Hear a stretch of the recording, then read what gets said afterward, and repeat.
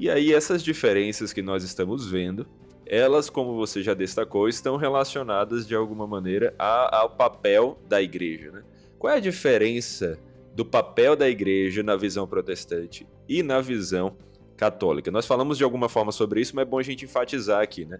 E um parênteses também que eu faço, desculpa aqui, Renato, só para deixar claro para os nossos ouvintes, é que essas perguntas que nós estamos colocando aqui, qual a diferença entre a visão católica e protestante sobre a escritura, sobre a justificação, sobre a igreja, são capítulos que nós vamos ter aqui nesse livro, no Estamos Juntos, onde o R.C. Sproul vai fazer essa comparação sobre esses pontos mais relevantes de comparação, né?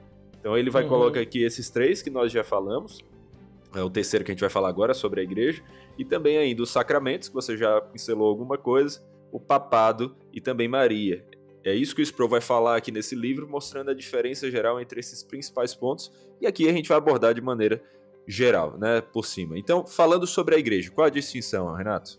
Olha, a primeira coisa que a gente vai precisar entender é que Roma tem uma visão diferenciada da essência da igreja para o protestantismo. Roma vai dizer que a essência da igreja, ou o cerne da igreja, está relacionada à sua estrutura hierárquica, né? Os seus padres, os seus bispos, arcebispos, cardeais e, por fim, o Papa. Ou seja, ela se mantém de pé por causa, efetivamente, da sua estrutura hierárquica. Entretanto, a Reforma Protestante vai trazer uma outra percepção. Ela vai tratar da communion sanctus, ou seja, da comunhão dos santos. Os santos que foram chamados por Deus, que se reúnem em torno de Cristo e que cultuam ao Senhor para a glória do Deus Todo-Poderoso. Então, esse é um primeiro ponto que a gente precisa entender. Roma vai também dizer que não existe possibilidade de salvação fora da igreja, né? Ela vai entender se temos Deus por pai, por conseguinte, temos a igreja por mãe. Entretanto, isso é uma afirmação extremamente perigosa e, ao mesmo tempo, preocupante. Porque uma pessoa pode ser salva não numa outra religião, deixa eu deixar isso bem claro, né? Não estou querendo aqui fazer apologia em hipótese alguma a qualquer tipo de religião, para a salvação se dá mediante Cristo.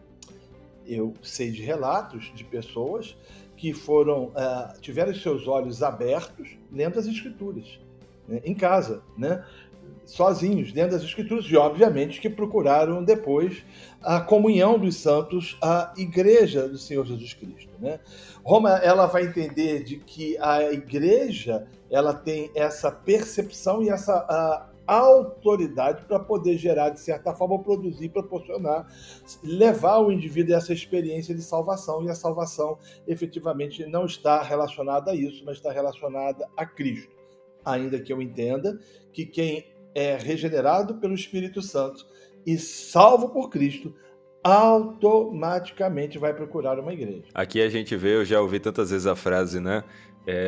Volte para a casa da mãe, né? Que é a ideia de você voltar para a igreja católica. Você colocou aí que é a mãe, né? Se Deus é o pai, a igreja católica apostólica romana especificamente, né? Ela é a mãe, e aí é necessário você estar debaixo dela. Agora é interessante, Renato, que no meio popular, vamos dizer assim, entre o povo hoje em dia, ainda mais com esse politicamente correto que você destacou, a gente não vê, né, os católicos enfatizando tanto isso, de que se você não estiver na igreja católica não há salvação, porque é um discurso muito mais aberto para a salvação. Mas quando a gente vai lá para os documentos, aí as coisas mudam, não é isso? Sim, exatamente. As coisas são bem mais diferentes, não tenha dúvida disso. Sim, e é interessante justamente porque é por isso que o Sproul vai aqui nos documentos.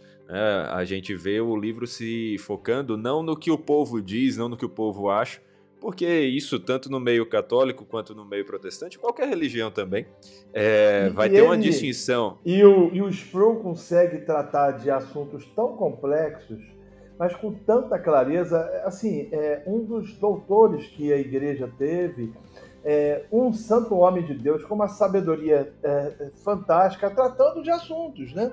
como a gente viu, justificação pela fé, a própria questão da igreja, a concepção e a percepção de ser Maria, de fato, ela é corredentora, desconstruindo alguns conceitos, né, relacionados à tradição. Então, realmente, é brilhante o que ele fala, o que ele escreve nesse livro. Sim, sim. É o Sproul com aquela sua característica de um facilitador, né? Alguém que pega assuntos complexos e os torna acessíveis com a sua didática. Tanto que ele pega um assunto complexo, mas escreve um livro relativamente conciso, né, sobre ele.